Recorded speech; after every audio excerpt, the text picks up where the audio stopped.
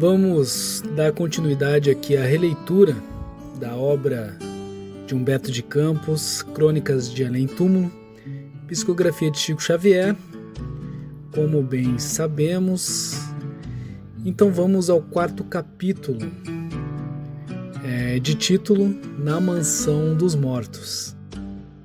Já adiantando que a partir deste capítulo, alguns desencarnados citados no texto terão os seus nomes apenas ditado com as iniciais, né? Já como a gente abordou no capítulo anterior, né, a família de Humberto de Campos entrou com uma ação judicial na época em que Chico estava psicografando essas mensagens e, né, então o próprio espírito, que depois começou a assinar como Irmão X.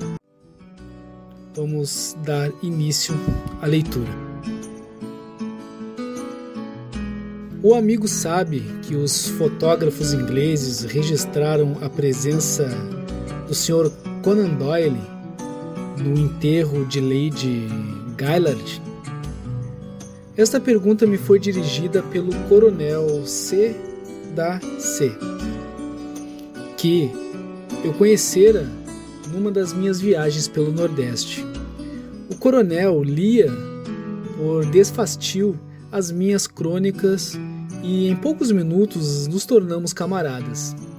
Há muito tempo, todavia, soubera eu da sua passagem para o outro mundo em virtude de uma arteriosclerose generalizada. Tempo vai, tempo vem, defrontamo-nos de novo no vagão infinito da vida, em que todos viajamos através da eternidade. E como o melhor abraço que podemos dar longe dos vivos, ali estávamos os dois tete a tete, sem pensar no relógio que regulava os nossos atos no presídio da terra, nem nos ponteiros do estômago, que aí trabalham com demasiada pressa. Coronel tinha no mundo ideias espíritas e continuava, na outra vida, a interessar-se pelas coisas de sua doutrina. Então, coronel, a vida que levaremos por aqui não será muito diversa da que observávamos lá embaixo? Um morto pode apresentar-se nas solenidades dos vivos, participar das suas alegrias e das suas tristezas, como no presente caso. Aliás, já sabemos do capítulo evangélico que manda os mortos enterrar os mortos. Pode sim, menino, replicou meu amigo como quem evocasse uma cena dolorosa. Mas isso de acompanhar enterros, sobra-me experiência para não mais fazê-lo. Costumamos observar que, se os vivos têm medo dos que já regressaram para cá, nós igualmente às vezes sentimos repulsa de topar os vivos. Porém, o que lhe vou contar ocorreu entre os considerados mortos. Tinha medo de dois espectros num ambiente soturno de cemitério. E o meu amigo, com o olhar mergulhado no pretérito longínquo, monologava. Desde essa noite, nunca mais acompanhei enterros de amigos. Deixo isso para os encarnados que vivem brincando de cabra cega no seu temporário esquecimento. Conte-me, coronel, o acontecimento, disse eu, mal sopitando a curiosidade. Lembra-se, começou ele, da admiração que eu sempre manifestava pelo Dr. A.F., que você não chegou a conhecer em pessoa? Vagamente. Pois bem, o Antonico, nome pelo qual respondia na intimidade, era um dos meus amigos do peito, advogado de renome na minha terra. Já o conheci na elevada posição que usufruía no seio da sociedade que lhe atacava todas as ações e pareceres.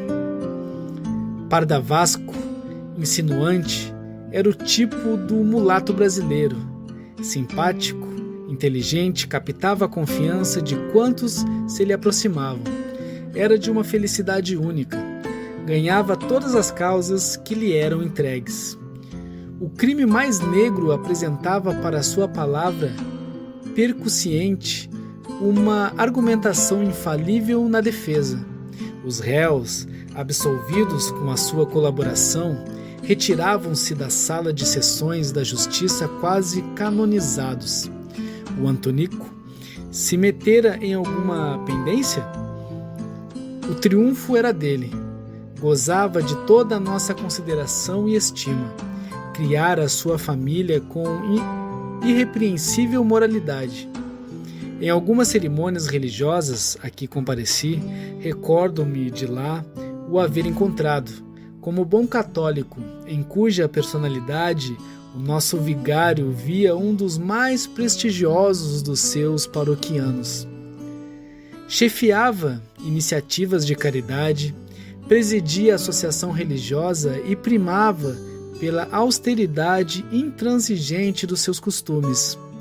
Quando voltei deste mundo, que hoje representa para nós uma penitenciária, trouxe dele saudosas recordações. Imagine, pois, o meu desejo de reencontrá-lo.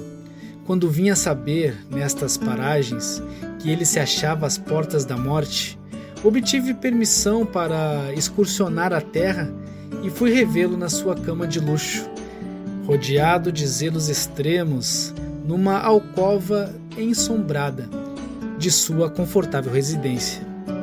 As poções eram ingeridas, injeções eram aplicadas, os médicos eram atenciosamente ouvidos, contudo a morte rondava o leito de rendas, com o seu passo silencioso. Depois de ter o abdômen rasgado por um bisturi, uma infecção sobreviera inesperadamente. Apareceu uma pleurísia e todas as punções foram inúteis. Antonico agonizava. Vi-o nos seus derradeiros momentos, sem que ele me visse, na sua semi-inconsciência. Os médicos, à sua cabeceira, deploravam o desaparecimento do homem probo. O padre, que sustinha naquelas mãos de cera o delicado crucifixo, recitando a oração dos moribundos, fazia ao céu piedosas recomendações. A esposa chorava, o esposo, os filhos, o pai. Aos meus olhos, aquele quadro era o da morte do justo. Transcorridas algumas horas, acompanhei o fúnebre cortejo que ia entregar à terra aqueles despojos frios. Desnecessário é que lhe diga das pomposas exéquias que a igreja dispensou ao morto, em virtude da sua posição eminente. Preces, aspersões com ísopes, ensopados nágua benta e latim agradável. Mas, como nem todos os que morrem desapegam imediatamente dos humores e das vísceras, esperei que o meu amigo acordasse para ser o primeiro a abraçá-lo. Era crepúsculo. E naquela tarde de agosto, as nuvens estavam enrubescidas em meio do fumo das queimaduras, parecendo uma espumarada de sangue. Havia um cheiro de terra brava entre as lousas silenciosas, ao pé dos salgueiros e dos ciprestes. Eu esperava, de vez em quando, o vento agitava a ramaria dos chorões, que pareciam soluçar numa toada esquisita. Os coveiros abandonaram a sua tarefa sinistra e eu vi um vulto de mulher esgueirando-se entre as lápides enegrecidas. Parou junto daquela cova fresca. Não se tratava de nenhuma alma encarnada. Aquela mulher pertencia também aos reinos das sombras. Observei-a de longe. Todavia, gritos estentóricos ecoaram aos meus ouvidos. A.F. exclamou o espectro. Chegou o momento da minha vingança. Ninguém poderá advogar a tua causa. Nem Deus, nem o demônio poderão interceder pela tua sorte. Como não puderam cicatrizar no mundo as feridas que abriste em meu coração. Todas as nossas testemunhas agora são mudas. Os anjos aqui são de pedra e as capelas de mármore cheias de cruzes caladas. São estojos de carne apodrecida. Lembras-te de mim? Sou a R.S. que infelicitaste com a tua infâmia.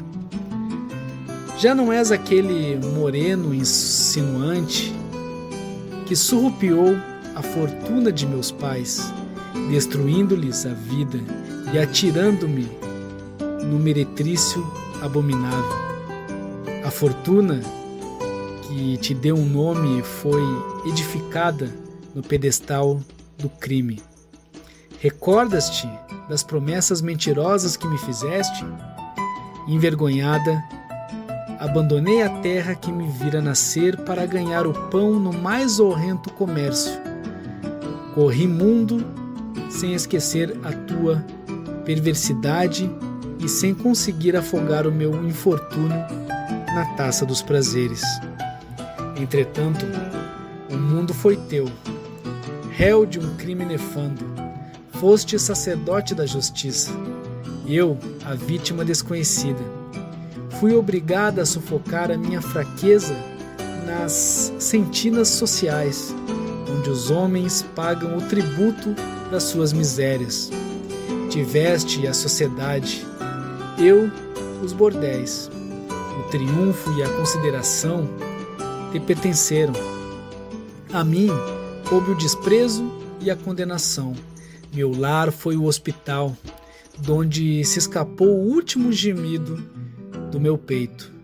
Meus braços, que haviam nascido para acariciar os anjos de Deus, como dois galhos de árvores cheios de passarinho, foram por ti transformados em tentáculos de perdição.